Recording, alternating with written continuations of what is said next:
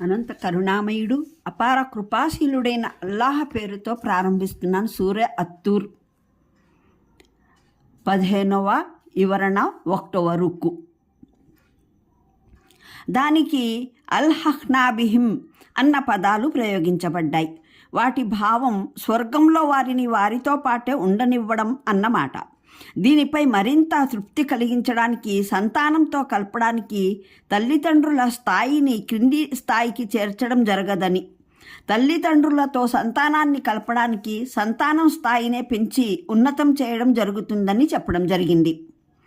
ఈ సందర్భంలో మరో విషయము అర్థం చేసుకోవడం అవసరం. ఇది సెలవిచ్చింది ప్రాజ్ఞత స్థాయికి చేరి తమ ఇష్టపూర్వకంగా స్వచ్ఛందంగా విశ్వసించాలని, తమ సృజన పూర్వీకులను అనుసరించాలని సంకల్పించిన సంతానానికే వర్తిస్తుంది. విశ్వాసికి చెందిన సంతానం ప్రాజ్ఞతకు చేరక మునిపే మరణించినట్లయితే దాని విషయంలో విశ్వాసం, స్వీకారాలు, విధేయత, ఆజ్ఞోల్లంఘనం ప్రశ్నే తలెత్తదు. అది ఏ విధంగానూ స్వర్గంలోకే చేరవలసి ఉంది. దాన్ని తన పితృల కంటి చలువగాను వారితో పాటే ఉండనివ్వవలసి ఉంటుంది.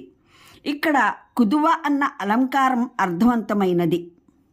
ఒక వ్యక్తి ఎవరి వద్దనైనా అప్పు తీసుకుంటే అప్పు ఇచ్చేవాడు తనకు రావాల్సిన హక్కు చెల్లింపునకు గ్యారంటీగా ఏదైనా వస్తువు కుదువ పెట్టుకుంటే ఆ వ్యక్తి అప్పు చెల్లించనంత వరకు ఆ కుదువ పెట్టిన వస్తువు విడుదల కాదు. నిర్ణీత వ్యవధి దాటిపోయిన తర్వాత కూడా అతను కుదువ పెట్టిన వస్తువు ఇడిపించుకోలేకపోతే అది జప్తు, స్వాధీనం చేసుకోబడుతుంది. మానవుడు, దైవం ఇద్దరి మధ్య వ్యవహారాన్ని ఇక్కడ ఇటువంటి వ్యవహారంగానే పోల్చడం జరిగింది. దైవం మానవునికి ప్రపంచంలో ప్రసాదించిన సామగ్రి, శక్తులు, సామర్థ్యాలు, అధికారాలు అన్నీ అప్పు వంటివన్నమాట. స్వామి తన దాసునికి ఇవన్నీ ప్రసాదించాడు. ఈ అప్పునకు గ్యారంటీగా దాసుని ఆత్మ దైవం వద్ద కుదువనున్నదన్న మాట. దాసుడు ఈ సామగ్రిని, ఈ శక్తుల్ని, అధికారాలను సరైన రీతిలో వినియోగించి పుణ్యఫలాలను సంపాదించుకున్నట్లయితే ఈ అప్పు తీర్చడం సాధ్యమవుతుంది.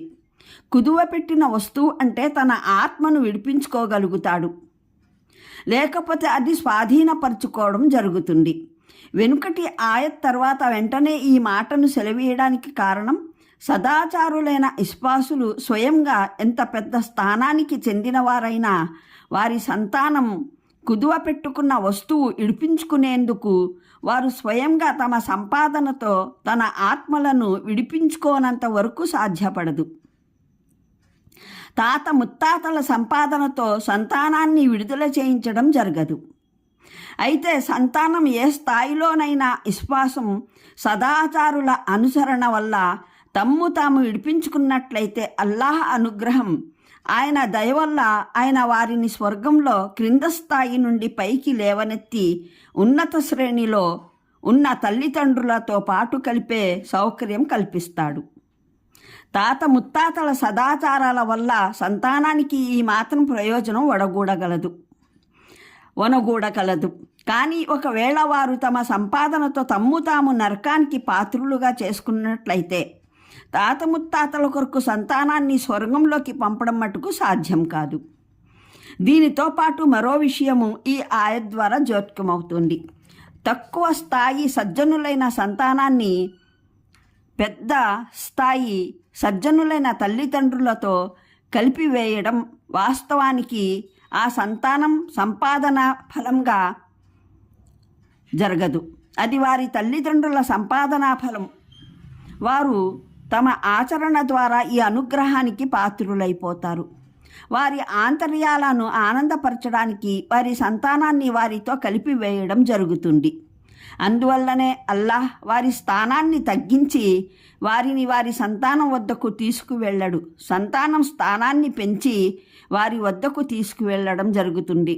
తద్వారా వారికి దేవుని వరప్రసాదాల పరిపూర్ణతలో ఎటువంటి లోటు రాదు. తమ సంతానానికి దూరంగా మెలిగే బాధ వారికి కలగదు. ఈ ఆయట్లో స్వర్గవాసులకు నిర్భిన్నంగా నిర్నిబంధంగా అన్ని రకాల మాంసం ఇవ్వటం జరుగుతుందన్న ప్రస్తావన ఉంది. 56 అల్వాహ్య సూర 21వ ఆయట్లో పక్షుల మాంసంతో వారిని సత్కరించడం జరుగుతుందని సెలవీయడం జరిగింది. ఈ మాంసం ఏ విధంగా ఉంటుందో మనకు సరిగ్గా తెలియదు. కానీ ఖురాన్లోని కొన్ని విశదీకరణలలో, కొన్ని హదీసుల్లో స్వర్గపు పాలను గురించి అది పశువుల పాలిండ్ల నుండి పిండింది కాదని, స్వర్గపు తేనెను గురించి అది తేనెటీగలు తయారు చేసిన తేనె కాదని, స్వర్గంలోని సారాయిని గురించి అది పళ్లను కుళ్ళబెట్టి తీసిన సారాయి కాదని తెలిపినట్లు. ఇవన్నీ చలమల నుండి ఉబికి కాలువల్లో ప్రవహిస్తాయని తెలుపడం జరిగింది. దీన్ని బట్టి స్వర్గపు మాంసం కూడా పశువులను జిబహ చేసినది కాక ఇదే ప్రకృతి సిద్ధంగా సృజించబడే మాంసమే అయి ఉంటుంది. నేలలోని పదార్థాల ద్వారా నేరుగా పాలు, తేనె, సారాయి ఉత్పన్నం చేయగల దైవానికి తన సృష్టి శక్తి చేత ఆ పదార్థాల ద్వారానే అన్ని రకాల రుచికరమైన మాంసం పశువుల మాంసం కన్నా ఎంతో రుచికరమైన మాంసం సృష్టించగలగడం అసాధ్యమైన విషయం కాదు. మరిన్ని వివరాలకు చూడండి ఖురాన్ అవగాహనం సంపుటి 7, 37 అస్సాఫాత్ పాదసూచి 25, 47, ముహమ్మద్ పాదసూచికలు 21, 23. అంటే ఆ సారాయి మత్తు గొల్పదు. దాన్ని త్రాగి మనిషి మైమర్చి అసహ్యమైన వాగుడు వాగటం కానీ, తిట్లు బూతులు పలకడం కానీ, దెబ్బలాడటం కానీ, లేదా ప్రపంచంలో సారాయి త్రాగేవారు చేసేటటువంటి అసభ్యమైన, లజ్జావిహీనమైన, నీతిబాహ్యమైన చేష్టలకు పాల్పడటం కానీ చేయడు. మరిన్ని వివరాలకు చూడండి ఖురాన్ అవగాహనం సంపుటి 7, 37 అస్సాఫాత్ పాదసూచిక 27. ఇక్కడ ఒక అంశం గమనార్హమైంది. ఇక్కడ గిల్మానుహుం వారి బాలసేవకులు అని అనలేదు. గుల్మానుల్లహుం వారి కొరకు బాలసేవకులు అనడం జరిగింది. ఒకవేళ గిల్బానుహుం వారి బాలసేవకులు అని సెలవిచ్చినట్లయితే దాన్ని బట్టి ప్రపంచంలో వారి సేవకులుగా ఉన్నవారే స్వర్గంలోనూ సేవకులుగా చేయబడతారని అనుమానం కలిగే ఆస్కారం ఉండేది. వాస్తవంగా ప్రపంచంలోని ఏ వ్యక్తి స్వర్గంలో ప్రవేశించినా తన అర్హత యోగ్యతల ఆధారంగానే ప్రవేశించగలడు.